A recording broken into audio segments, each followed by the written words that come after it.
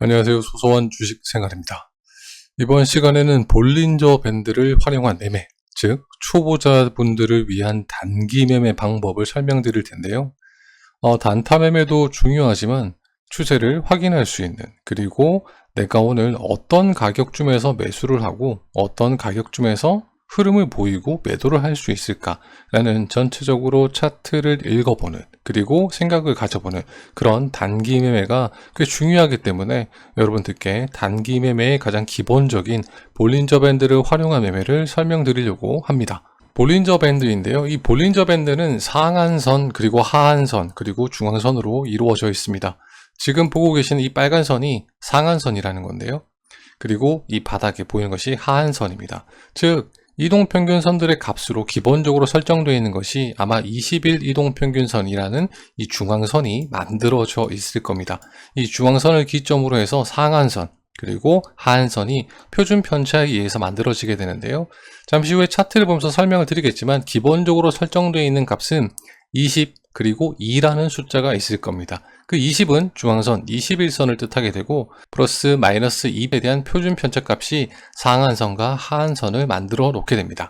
자, 그리고 캔들, 주가가 움직여주는 형태들은 이 볼린저 밴드 안쪽에서 전체 이렇게 발산이 일어나는 구간들과, 그리고 이렇게 수축되어 있는 구간, 수렴되어 있는 구간으로 표현하죠. 그리고 전체 발산이 일어나는 구간, 이 안쪽 구간에서 캔들이 위치할 확률은 95.44%, 약 95% 정도가 이 안쪽 상한선과 하한선 안쪽에서 주가의 움직임을 만들어 간다고 볼 수 있습니다. 그러니까 의외로 바닥과 고점이 잘 만들어져 있는 형태라고 볼 수 있을 겁니다. 자, 우리가 이제 매매를 진행할 때 어떤 매매를 진행할 것이냐, 가장 초보분들이 쉽게 생각하고 공부하실 수 있는 부분인데요. 우리는 하한선과 상한선에 대한 매매를 처음으로 공부를 하는 게 좋습니다.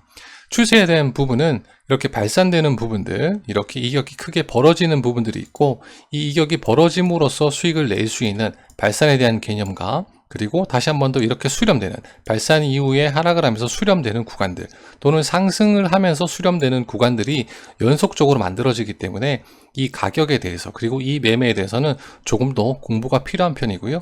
쉽게 접근할 수 있는 방법은 이 하한선과 상한선을 기준으로 박스권 매매를 진행하시는 것이 초보자분들에게는 굉장히 큰 도움이 될 수 있는 방법입니다. 그러나 이 하단선을 무조건 찍어줬다, 그리고 하한선을 터치를 했다 라고 매수를 하는 것은 아니고, 주가가 이 하한선을 확실하게 이탈하는 모습이 보여지고 이탈 후에 재차 이 하한선 밑쪽으로 주가가 형성이 되면서 상승의 흐름을 보여주는, 그리고 재료는 웬만하면 바탕이 될 수 있는 내용이기 때문에 재료에 대한 중요성은 굳이 오늘도 말하진 않겠습니다. 재료를 바탕으로 해서 주가가 하한선을 터치 후, 그러니까 터치라는 표현보다 완벽하게 이탈한 뒤에, 주가 이탈 후에 재차 이 하한선 위로 올라서게 됐을 때 매수 관점으로 볼 수 있다라는 부분이고요. 이 매도는 주가가 상한선을 확실하게 돌파를 해주고 재차 상한선을 이탈하게 됐을 때가 매도 관점이 될 수 있습니다. 자, 우리가 중요하게 생각해야 되는 부분들이 꽤 많습니다. 왜냐하면 주가가 크게 발산 이후에 하락이 만들어지면서 발산 이후에 이렇게 벌어져 있던 공간 속에서 이렇게 수축되는 모습들, 수렴되는 모습을 볼 수 있고요. 그리고 다시 한 번 더 주가가 이렇게 수렴된 상태에서 추세가 위쪽으로 만들어지면서, 그러니까 이 밴드의 모양이 위로 점점 올라가는, 저가의 모습이 위쪽에 계속 올라가면서 하한선 밴드도 위로 올라가는 우상향하는 모습을 보여주고 다시 한 번 더 발산의 형태가 만들어지게 됩니다. 이 발산의 형태가 만들어지면서 다시 수축되는 모습, 수렴되는 모습을 볼 수가 있게 됩니다. 이 공간들을 통해서 여러분들은 지속적인 박스권 매매와 추세 발산에서의 매매, 그리고 다시 수축이 되고 수렴되는 형태 내에서 박스권 매매를 진행하실 수 있게 된다라는 것이 볼린저 밴드 매매의 가장 기본적인 관점이고요. 이 하한선을 매수 시점으로 잡는 이유는 이 하한선 구간을 이탈하고 나서 다시 주가가 다시 하한선을 올라서게 됐을 때는 과매도 구간, 그러니까 엄청나게 많은 매도 물량에 대한 심리적인 그런 부담에서 벗어나서 다시 한 번 더 위로 올라갈 수 있는 투자 심리에 의한 그런 형태의 매수 관점이라고 보시면 되고, 이 상한선은 과매수 구간, 너무 많이 매수세가 몰려서 너무 강하게 상승을 해줬다. 그래서 심리적인 판단으로 인해서 이제 곧 하락이 나올 것이다 라고 판단하는 과매수 구간에 진입을 했기 때문에 돌파 후에 주가가 밀리기 시작을 한다면 상한선 이탈 시 매도 관점으로 대응할 수 있다 라고 보시면 될 것 같습니다. 자, 이제 차트를 보면서 앞쪽에 볼린저 밴드의 설정 방법과 그리고 이평선의 의미, 그리고 주가의 수렴, 그리고 발산에 대한 개념을 다시 한번 더 체크해 보도록 하겠습니다. 차트를 보고 계신데요. 볼린저 밴드를 설정하는 방법은 매우 간단합니다. 차트상에서 마우스 우측 클릭 후에 지표 겹치기를 설정해 주십니다. 그리고 여기서 영어 알파벳 B를 이렇게 눌러주시면 이렇게 내려가면 볼린저 밴드라는 것이 아마 보일 겁니다. 물론 이거 다 작성을 해주셔도 돼요. 자, 이것을 적용시키고 나면 자, 다음 지표 Y축과 공유 체크. 지금 제가 현대차를 보고 있기 때문에 현대차 클릭 확인을 해주시면 이렇게 상한선 그리고 하한선 중심선이 나타나게 됩니다. 자, 지표의 뜻을 정확히 보다면 볼린저 밴드 중심선이 잡히게 됩니다. 22라고 적혀 있죠. 아까 말씀드린 것처럼 21선 기준에 표준 편차 2라고 말할 수 있습니다. 이 표준 편차들의 값은 상한선과 하한선, 표준 편차 2에 의한 계산값이라고 볼 수 있을 것 같고요. 자, 이렇게 보다 보면 하한선을 이탈하고 나서 재차 하한선을 돌파해주는 그런 시점을 찾는 게 꽤 중요하고 여러분들은 자주 보실 수 있을 거라 생각이 듭니다. 이 볼린저 밴드의 안쪽에서 주가가 유지되고 캔들이 만들어질 확률이 약 95%이기 때문에 이 95%의 확률 속에서 여러분들은 매매를 할 수 있는 구간들을 설정하실 수가 있고요. 이 볼린저 밴드의 장점과 단점이 있는데 앞서 계속 설명드렸지만 이 밴드 안에서 주가가 계속 움직임을 가져가지고 캔들이 만들어지기 때문에 주가의 변동은 꽤 높은 확률로 예측이 가능합니다. 이 볼린저 밴드를 일봉이나 주봉 또는 분봉으로 보더라도 밴드 안에서의 움직임은 꽤나 믿을만 합니다. 95.44%이기 때문에 이것을 하나의 박스권의 의미로 보고 매매 대응을 해주셔야 되고요. 자, 이제 단점인데요. 단점은 여러분들 다 아시겠지만 대부분의 모든 보조 지표들은 후행성 지표입니다. 이 후행성 지표라는 것은 즉 과거의 데이터를 가지고 만든 지표이고 그 과거에서 지금 주가가 움직임을 가져가고 나서 또 만들어진 데이터를 가지고 지금 현재 보조 지표 값을 설정하게 됩니다. 그래서 주가를 예측하는 데는 한계가 반드시 생긴다는 거죠. 과거의 데이터가 무조건 미래를 보여주는 것은 아닙니다. 신뢰를 쌓아줄 수 있고 그 구간에서 어떤 가격의 변동이 생길 수 있는지는 현재 시장의 흐름과 지금 주어진 종목의 재료, 호재, 뉴스 등에 의해서 조금씩 다르게 보일 수도 있습니다. 자, 또한 볼린저 밴드는 밴드 안에서의 움직임을 예측하는 매매 그리고 지표라고 생각을 합니다. 그래서 지표를 벗어나는 변동성에 대해서는 대응하기가 굉장히 힘듭니다. 이 말은 급상승 그리고 급등해주는 종목에 대한 대응이 굉장히 힘들다는 거죠. 자, 이로 인해서 큰 상승의 기회와 그리고 큰 하락의 기회에 대한 리스크를 피하기가 어렵습니다. 큰 상승을 보기도 애매하고 큰 하락을 보지도 않으니까 무언가 큰 수익에 그리고 큰 손실은 보지 못한다. 약간 애매한 형태지만 처음 공부하시는 분들은 주가의 방향 그리고 움직여가는 라인들 그리고 시점들, 매수해야 될 시점들과 매도해야 될 시점들을 찾아보면서 공부할 수 있는 좋은 지표라고 생각이 듭니다. 자, 이 볼린저 밴드의 변동폭이죠. 이렇게 수렴이 되어 있는 좁아지는 구간과 이렇게 넓게 퍼지는 구간들이 생깁니다. 수렴 이후에 이렇게 변동폭이 커지는 구간이 추세가 변하는 구간이다라고 우리는 표현합니다. 이 추세가 변하는 구간들. 좁아진 이후에 다시 한 번 더 이렇게 추세가 변하게 되고 다시 좁아진 이후에 계속 좁음을 유지하다가 어느 정도 큰 하락세를 보이기 시작했을 때는 또다시 크게 볼린저 밴드가 크게 이렇게 변동의 폭이 넓혀지는 모습을 볼 수도 있게 됩니다. 잔잔한 구간들 속에서는 여러분들은 쉽게 매매를 하실 수가 있죠. 이탈하고 나서 다시 돌아서는 형태에서 상단 구간의 매매, 터치 이후, 돌파 이후에 재차 하락하는 모습에서 매도를 진행하실 수도 있고요. 동일하게 주가가 좁아진 형태로 계속 하락을 보이는 형태, 좁아진 형태에서 계속 하락을 보일 때는 무조건적인 매수가 아니라 여러분들이 분명히 재료가 있는 그리고 큰 변동 이후에 다시 이렇게 수렴되는 구간, 큰 변동 이후에 수렴되는 구간에서 여러분들이 매매를 하셔야만 하단 구간에서 이탈, 하단 구간 재돌파 시 매수, 그리고 상단에 도달해서 매도할 확률이 굉장히 높아진다는 것도 찾아내실 수 있을 겁니다. 자, 이 볼린저 밴드의 변동폭은 변동폭이 넓어지기 시작을 하거나 변동폭이 줄어들면 밴드의 폭도 넓어졌다가 줄어들었다 하게 되는 거죠. 이는 주식의 주가가 움직여줄 때 반복적인 수렴 그리고 발산의 의미를 이평선과 동일하게 보여줄 수 있다라는 의미를 가지게 되고요. 이 볼린저 밴드를 벗어나는 경우 95.44%가 이 볼린저 밴드 안쪽에서 만들어지는 캔들들인데, 이 볼린저 밴드를 위쪽이나 아래쪽으로 벗어나는 경우도 생깁니다. 이 볼린저 밴드의 상한선을 저항선으로 설정하고 이 볼린저 밴드의 하한선을 지지선으로 설정하기 때문에, 그래서 우리는 이런 가격대에서 매수를 하게 되고 상한선을 돌파했다가 밀리게 됐을 때는 매도를 하는 하나의 박스권 매매를 해줄 수 있게 됩니다.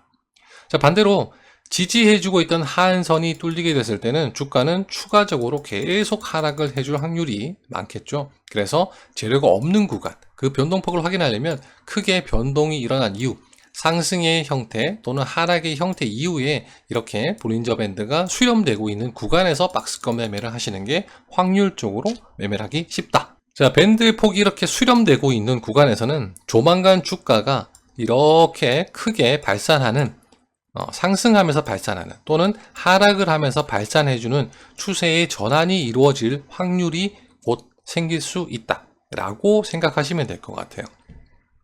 재료가 상승의 흐름을 보여줄 때는 상단 구간에서부터의 어떤 대량 거래량이라든지 돌파가 나오는 시점부터 주가가 상단 돌파 이후에 지속성을 띠고 이렇게 올라갑니다. 한마디로 라인을 타는 듯 하면서 계속 올라간다는 얘기죠. 자, 이렇게 볼린저 밴드가 있는데 이 볼린저 밴드에서 이렇게 툭 튀어나왔다. 그래서 이렇게 올라간다는 표현보다는 주가가 한번 돌파를 하게 되면 지속성을 가진다. 라인도 이런 식으로 그리면서 볼린저 밴드에 굉장히 가깝게 붙어 있으면서 양봉들의 상승들이 나오게 됩니다. 이런 형태죠. 이렇게 상승이 나오기 때문에 이런 형태들은 주가의 발산이긴 하지만 상한선을 유지하려는, 상한선 안쪽에 주가가 유지되려는, 회귀하려는 습성과 주가가 위로 터지는 습성이 함께 만나면서 95.44%의 확률로 안쪽에 유지해주면서 주가가 계속 위쪽으로 지속적인 상승의 흐름을 보여주게 된다라는 겁니다. 자, 이렇게 차트를 보시면 아시겠지만 내가 매매를 해야 될 구간들의 변동폭은 생긴 이후에, 큰 변동폭 이후에 수렴되는 구간을 노리시는 게 좋습니다. 자, 앞쪽에 있는 전체적인 흐름을 보더라도 하락하는 구간 이후에 수렴되는 구간에서가 내가 매수를 할 수 있는 시점이 이렇게 하단 이탈 후 다시 상단에 도달했을 때, 또는 연속적으로 상승의 흐름을 탈 수 있는 이런 형태가 만들어지게 되는 거겠죠. 아무런 변동 없이 그냥 이렇게만 움직여주고 있다. 주가의 상승과 하락 없이 전체적으로 계속 수렴되는 일정한 모습을 보여준다면 터지는 형태가 보여지고 난 이후에 매매 시점을 노리시는 게 확률적으로 굉장히 높은, 여러분들의 수익을 안아갈 수 있는, 수익을 얻을 수 있는 그런 형태의 의미가 만들어집니다. 자, 또한 단기 매매와 중장기 매매를 진행할 때, 단기 매매는 뭐 며칠 안쪽으로 내가 수익을 얻는다라는 형태고요. 중장기는 주가의 흐름을 꾸준히 체크를 하면서 상승의 흐름일 때는 큰 수익을 얻어가겠다라는 의미가 있는 거겠죠. 단기적인 매매를 설명드릴 때는 제가 22라는 이 지표를 좀 설명드리는 편이고, 중장기 매매, 그러니까 조금 시가총액이 크거나 좀 우량한 종목들, 그리고 코스피 종목들 중에서도 굉장히 무거운 종목들이 있죠. 우리나라를 대표해주는 그런 대표 종목들의 경우에는 이 값을 다르게 설정해 주시는 게 좋습니다.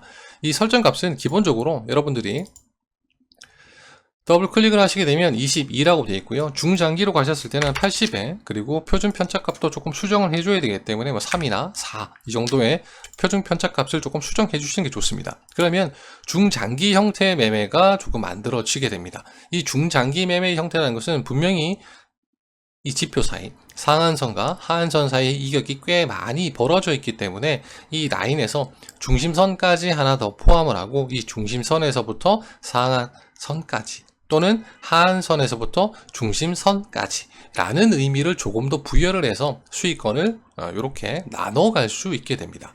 또는 중심선 위쪽에 있는 터치라인 수렴되고 있는 그런 라인에서 매수를 해서 상한선까지 끌고 가는 형태라든지, 어차피 중장기 매매라는 것은 하한선에서 매수를 해서 이게 추세를 계속 받는 동안은 끌고 나가는 형태예요. 그러다 보니까 매수 포지션은 중심선을 사용하는 것보다는 하단선에서 항상 매수 포지션을 잡아 들어가시는 게 좋습니다. 이 또한 수렴 이후에 변동폭이 생기고, 이 변동폭 이후의 주가의 흐름이 조금 수렴되면서 하단선을 터치를 하고, 또는 이탈한 이후에 주가가 다시 재돌파해 줄 때를 노리시는 게 조금 더 유리하고요.